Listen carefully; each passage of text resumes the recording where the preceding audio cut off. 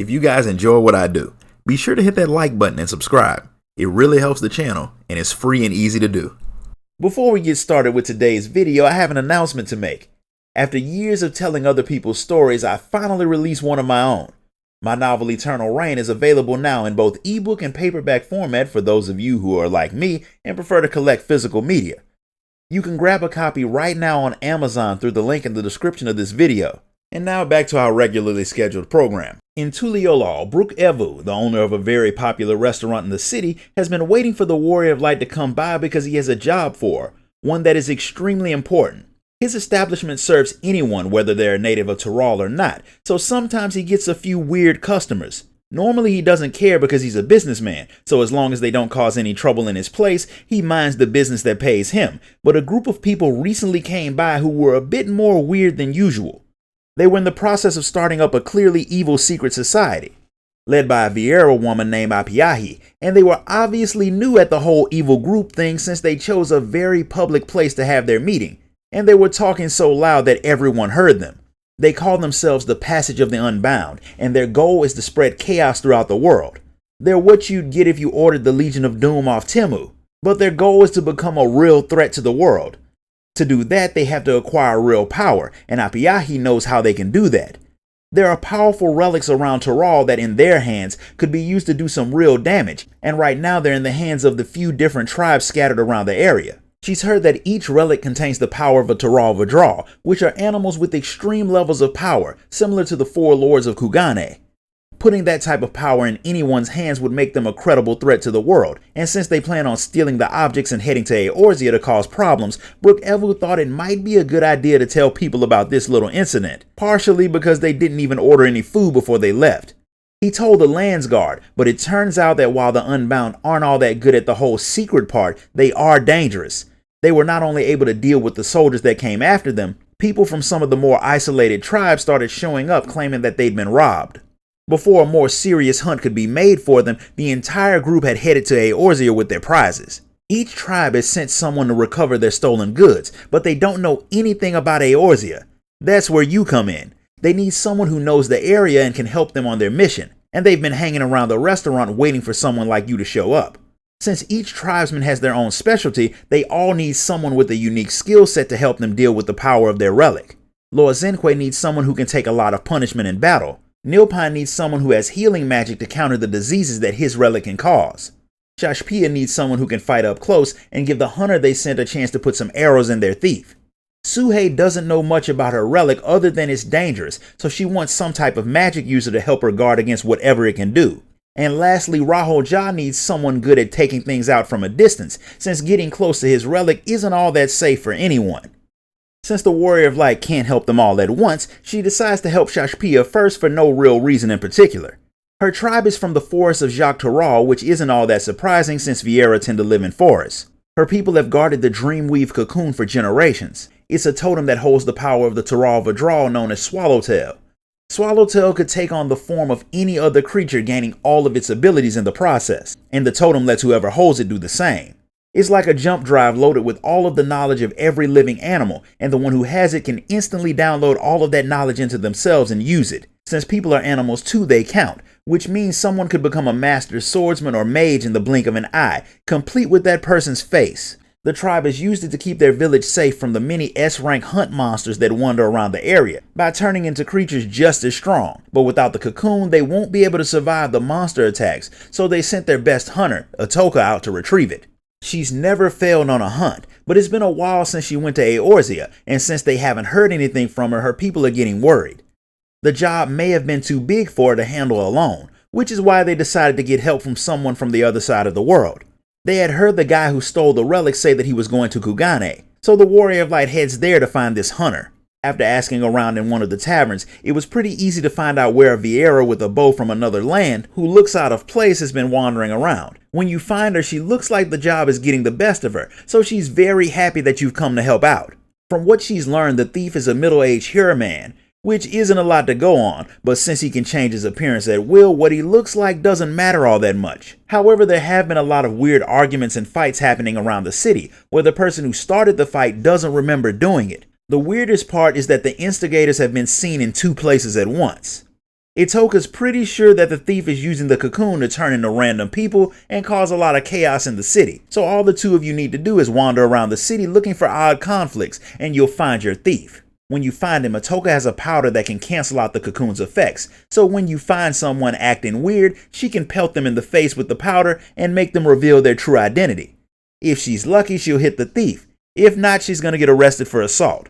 Since that's pretty much the only thing you can do, the two of you head off to start your investigation. If you want to find people who act like they don't have any home training, all you have to do is go to the grocery store, which in Kugane translates to the market in the Rakuza district. The two of you immediately see someone arguing with the shop owner, who is claiming to have already given the guy the money he claims he's owed. He seems to really believe that he's given him the money, but as adamant as the other guy is about having never received it, Itoka starts to think that he's the thief trying to start a fight, so she pegs him with the dust and nothing happens, but he gets more pissed. It turns out the shopkeeper had made a mistake with his notes, and he did owe the man more money, so to avoid getting yourselves in trouble by sticking around, you move on to pick up your search somewhere else. That leads you straight into the heart of a conflict between two samurai, who are right on the verge of killing each other, all because one of the men's wives is claiming the other guy copped a feel when she walked by. The other samurai has no idea why she picked him to lie on, but if her husband won't see reason, he's not gonna just let himself get killed. The woman seems way too happy about this, like the fight is what she was trying to start, so Itoka hits her with the powder and she turns into a Huraman, which stops the fight before it starts. The thief doesn't stick around now that he's been outed. He turns into a bird and flies off. Itoka tries to shoot him out of the sky, but she misses, so your hunt for the relic isn't over yet. The samurai's actual wife had been knocked out and left in an alley, but the Sekisegumi found her, so she's fine. Now that they know that there's a shape-shifting crazy man on the loose in the area, they'll be working to hunt him down too, so that should help the hunt go a little bit smoother, but not much. Judging by the direction the shape-shifting thief was flying in, it seems like he decided to start causing problems outside of the city itself, somewhere in the direction of the Ruby Sea. There are a lot of settlements out there, so the two of you head to the Ruby Price to see if any of the soldiers have seen anyone acting strange. It turns out that one of the Confederacy ships had gotten really close to the Ruby Price without permission, and the guy on board had started insulting the soldiers so they would attack him. When they ignored the lone idiot, he left, but he did put the soldiers on edge. If any more Confederacy ships show up, they've already decided to sink them, which will likely lead to a war with the pirates. Itoka's pretty sure that your target has infiltrated the Confederacy to break their agreement with Kugane and start a full-scale war. But since you don't exactly have proof, telling the soldiers that you think a guy using a magic paperweight to steal people's identities is trying to make them go to war really won't do anything to make the soldiers less jumpy. Because of that little detail, you need to go and find out if your hunch is right. Fortunately, the Warrior of Light is on good terms with the pirates, so the two of you swim over to Sakazuki to chat with them. It doesn't take long to find out that none of their people would go to the Ruby Price without permission, but what they have seen is Rasho, one of their top-ranking men, has been acting weird. He's ordered a group of pirates to meet him on the Isle of Beko because they're about to attack the Ruby Price. Rasho wouldn't do that, which means it's clearly not him, so the Warrior of Light and Itoka go to stop him before he causes real problems. He's almost got some of the pirates ready to attack by the time you show up, but once Itoka messes up his disguise, that plan gets ruined. She wants to know why he's doing what he's doing, which is a question she should have asked after she shot him, but instead of putting an arrow in him while he's running his mouth, the two of you let him talk. Unlike the other members of the Unbound, he doesn't have any big world domination plans. He just wants to watch the world burn. He turns into a bird and flies off again, which is when Itoka tries to shoot him. She misses again, which makes the Warrior of Light wonder just how unskilled are the rest of the hunters from her tribe, since she's supposedly the best. The thief may have gotten away again, but since the Confederacy knows about him now, they'll be joining in on the hunt. With nothing else to do, the two of you head back to Kugane and try and guess where the thief will appear next. The Confederacy's information network has long reach, so it doesn't take long for them to find out something useful. A man recently got found out trying to impersonate Lord Hien of Doma. Yugiri saw through his disguise immediately while he was trying to cause some problems in the Doman Enclave, so the guy turned into a bird and flew away. That's definitely your guy, so the two of you head off to Doma to see if you can find him. It's pretty easy to find out where the thief is this time because he's apparently at the House of the Fierce wearing the Warrior of Light's face. He's trying to get the people to turn against the Khan of the Azim Steppe by claiming they're planning on invading Doma, but no one believes him since the Warrior of Light is so connected in both the Azim Steppe and Doma that if a conflict was going to start, she could just tell them to stop and they would.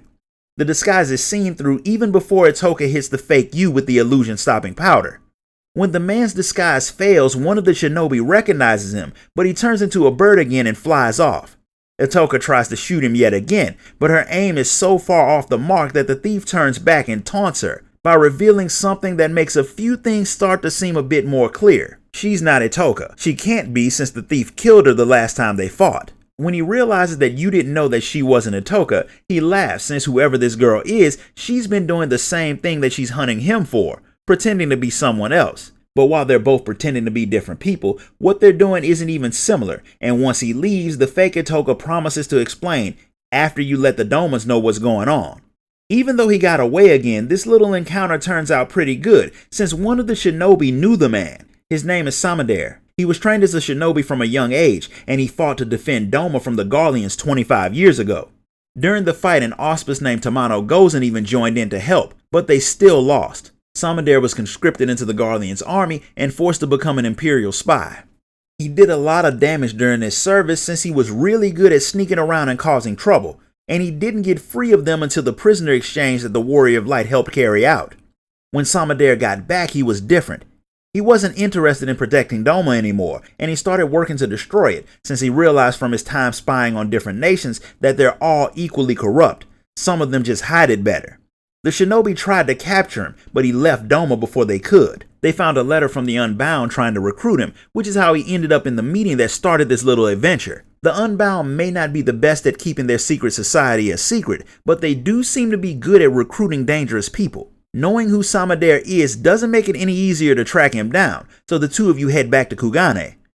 When you get there, the woman you thought was Itoka lets you know that her actual name is Quickie. She is a hunter, but no one would say she was good, since she can barely shoot straight enough to hit the ground. To make matters worse, it was her fault that the Dreamweave cocoon got stolen. The relic was kept in the deepest part of their village, where stealing it was pretty much impossible, and only Itoka was allowed to use it to protect their village. Quickie got tired of sucking at being a hunter, so she took the relic and turned herself into Itoka just so she could see what it felt like to be talented. When she was coming back to the village, Samidare pretended to be hurt, so she went to help him out. When she got close, he knocked her unconscious and stole the relic. The village elder forgave her for her massive screw-up, but she couldn't forgive herself, so she went to Kugane to try and help get it back. She ran into Itoka after a few days, and the woman let Quickie join her hunt. She got killed a few days before you showed up. She thought you wouldn't help her once you knew the truth, but the Warrior of Light had already guessed that something was off, since the woman was too bad of a shot to be labeled the best at anything. But with the truth finally revealed, the two of you continue to hunt Samidare before he finally succeeds at destroying Doma. And that's where we're going to stop for today. If you enjoyed this video, be sure to like it, comment, share it, and subscribe. Grab a copy of my novel on your way out, and I'll see you all next time.